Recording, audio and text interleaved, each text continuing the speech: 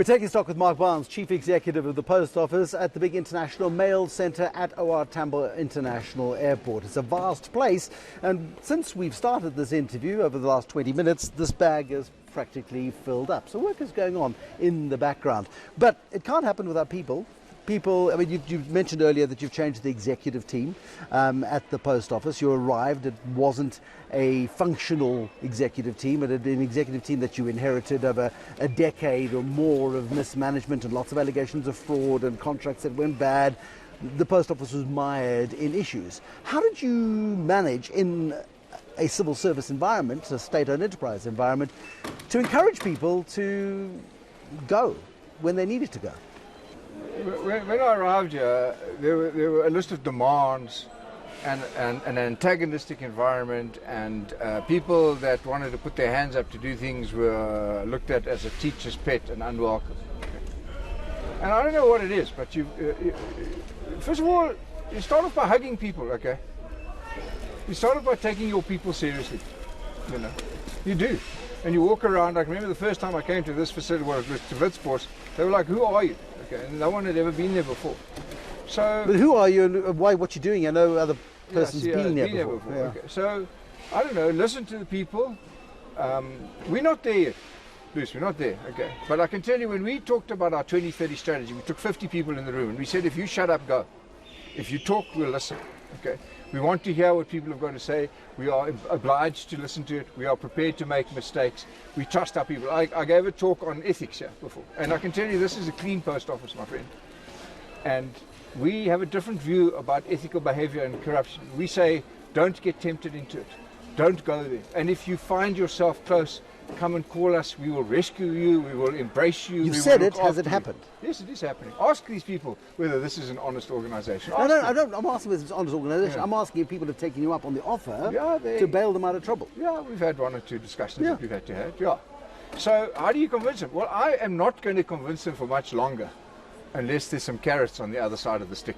But what has been the position? Because you've actually frozen wages in the Post Office, which must be deeply unpopular. It's very, very unpopular and unfair at some level. You know, we can't be sitting here in isolation of what's happening in the rest of the community, where people who are losing hand over foot money are getting increases and we asked to tighten our belt. Okay. The other side of that equation is that at some point in time, I see a world where we introduce incentive schemes, where people can earn bonuses, where people can have participation in the profitability of the Post Office. If I can't deliver that, they are within their rights to not accept what I'm saying. Okay? And we have had to ask people, and I don't know, Bruce, why it works. I can tell you why I think it works, is because basically people are good. But over 3 years, you mean, on your watch, you've paid people 6.5% increases over those 3 years. Yeah. The rest of the civil services had increases of 7 and over probably an average of 20% over that time. Yeah. Working in the Post Office has made you poorer during that time. You've got to be a hell of a salesman. Depends on how you measure poor. You've got to be a hell of a salesman to convince people who go home at the end of the day to families that this is a worthwhile exercise. No, it's hard, and I haven't convinced them. What's it going to take? They want a fair wage for a fair work, and they want it, and they deserve it, and we have to fight within the confines. But we first had to show that we were sustainable. Okay. We first had to show that this wasn't pouring money down an empty hole. Okay. Now, I don't want to be compared to the other SOEs, because if they fail, that's really not our mandate. Okay. But I can tell you this: we are at a place now where we believe we will be given the responsibility for growing this place with these people. Okay. And then the government won't cut you loose. Government give you at some point in time give you some freedom. At some point in time, if we want to grow this into the organisation it can be, and that we predict it will be in 2030, we have to be set free from some of the constraints. And if you're not, well, you know, then we'll have to argue about that. I'm trying to be polite. But I mean, you're a free market believer. Yeah. You're a guy who grew up in investment banking. Yeah. That's your profession. You chaired listed companies on the JSE. You ran investment banking divisions, highly incentivized, highly driven people. You come into such a fundamentally different environment where you're constrained by politicians who are here today, gone tomorrow. It's not a natural environment for you to be operating in. How do you manage that? Well, first of all, I learned a lot. I've learned more about people and business in the last 3 years than I did in the last 30. I came here to teach, but I've learned more than I teach. I mean, I've learned to understand some of the dynamics of this kind of operation, which is, and I'll tell you this, money is not the only currency. It's an important currency. Sure. It's a base level currency. But having the prospect of economic dignity, having respect, having to see a road ahead of you that's less cluttered, that's part of the deal.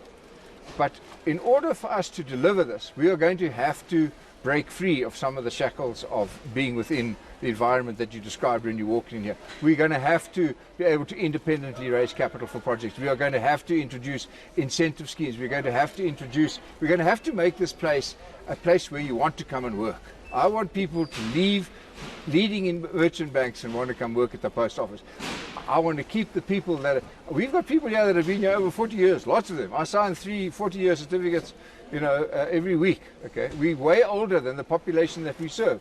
We've got to young ourselves down. We've got to get the energy. I don't know how we do it. And Who's going to give that go ahead? Who's going to pull the trigger on this? Because the alternative is too horrible to contemplate. Okay, we cannot stand still. This is not sustainable. You cannot say that we will just be an old post office that gets government handout. That is not a life, and we won't accept it as a life. We want a real life. We're going to leave it there. Mark Barnes, Chief Executive of the Post Office, fighting talk, who has got a very, very big hill still to climb. 18 months left on his contract. He's not saying who the new boss will be, but I get a sense he's identified one or two people who could take over from him in the not too distant future. Mark Barnes, thank you for joining us on Taking Stock, and thank you for watching. More Taking Stock again next time. Bye-bye.